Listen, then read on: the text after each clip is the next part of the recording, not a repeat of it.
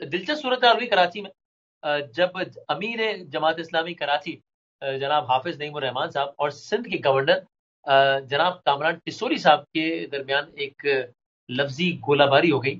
معاملہ ایک پارک کے افتتاح کا تھا.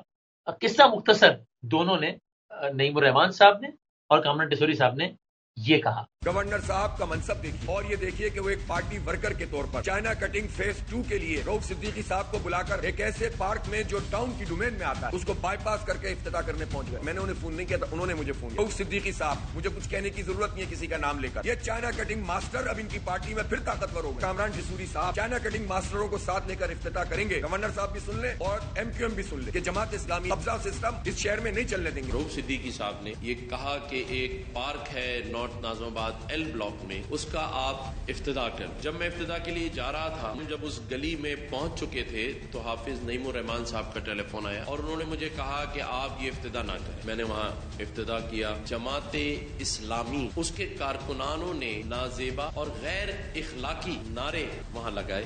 حافظ نعیم الرحمان صاحب کو کہتا ہوں, میئر حافظ نعیم الرحمان صاحب کی تختی لگا. چائنا کٹنگ کے ذریعے تو آپ میئر بننا چاہ رہے تھے, جو کہ نہیں ہو سکتا. جب آپ میئر نہیں بنے تو رات کے آخری پہروں میں کئی دنوں تک آپ میرے پاس آتے رہے, لیکن یہ میرا ظرف ہے کہ میں وہ باتیں میڈیا کے سامنے نہیں کر رہا. عزت مآب گورنر سندھ ہمارے ساتھ موجود ہیں جناب کامران ٹسوری صاحب. سر بہت شکریہ وقت دینے کا. کامران ٹسوری صاحب, عموماً آپ تو ذرا ایوائڈ کرتے ہیں اور شاید کرنا بھی چاہیے اس طریقے کی, مطلب آپ کوشش کر رہے ہوتے ہیں مفاہمت والی بات اور یہ سب کچھ. تو یہ کیا معاملہ ہوا آج, کیا آپ نے باقاعدہ پھر پریس کانفرنس ہی کر دی؟ نہیں, ایسی بات نہیں تھی مدامی بھائی. بات یہ تھی کہ حافظ نعیم الرحمان صاحب سے ذاتی واسطہ تعلق بھی ہے اور کئی رات کے ایسے پہر ہیں جس میں وہ عموماً میرے پاس گورنر ہاؤس آتے ہیں اور بیٹھ کر مشاورت بھی کرتے ہیں اور ہم کافی ڈیٹیل چیزوں پہ ڈسکشن بھی کرتے ہیں.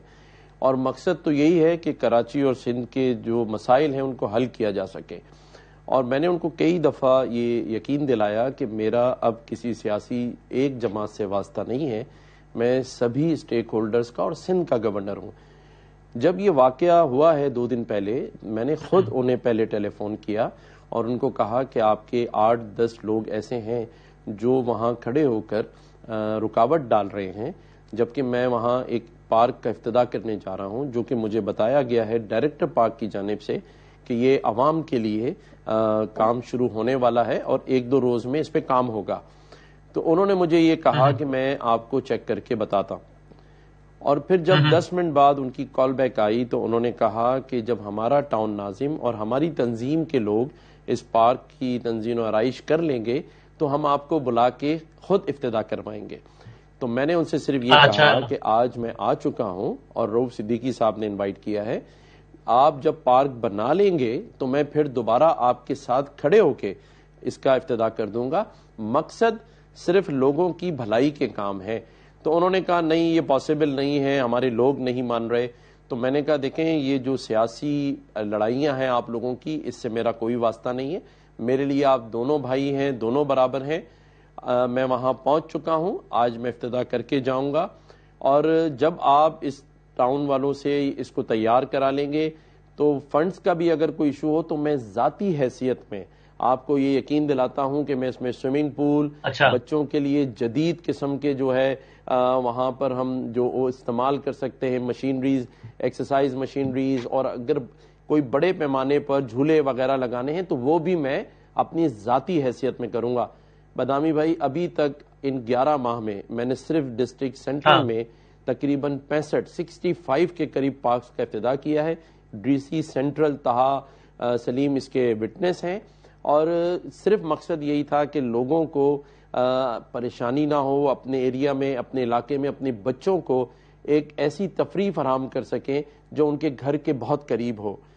مجھے نہیں پتا کہ وہ اس ایشو کو کیوں ایشو بنانا چاہتے تھے, لیکن جب انہوں نے کل پریس کانفرنس میں 2-3 بار کچھ باتیں کی, جس کے بعد مجھے ہمارے جو میڈیا ایڈوائزرز ہیں انہوں نے کہا کہ آپ آج بیسیکلی میں نے پریس کانفرنس تو رکھی تھی جو فری انشورنس ہیلتھ کارڈ ہم بنا رہے ہیں, اس کے لیے آج ہماری جو سی او ہیں اسٹیٹ لائف کے، ان سے اور ان کی ٹیم سے فائنل مذاکرات ہو گئے ہیں، پرپوزل فائنلائز ہو گیا ہے.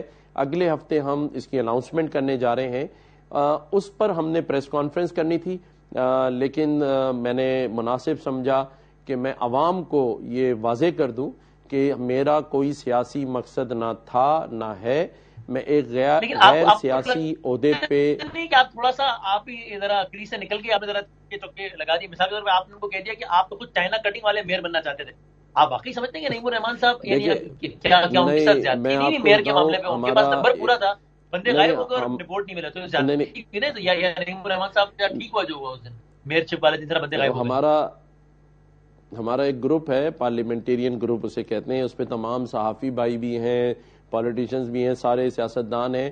اس پر صبح سے یہ بحث چل رہی تھی کہ نعیم الرحمان، اور میں نے نہیں، صحافی بھائی لکھ رہے تھے کہ ان کے ذہن پہ میئر بننا سوار ہے، اور کیونکہ وہ میئر نہیں بن پائے تو اس لیے وہ اس کا بدلہ شاید شہریوں سے لے رہے ہیں.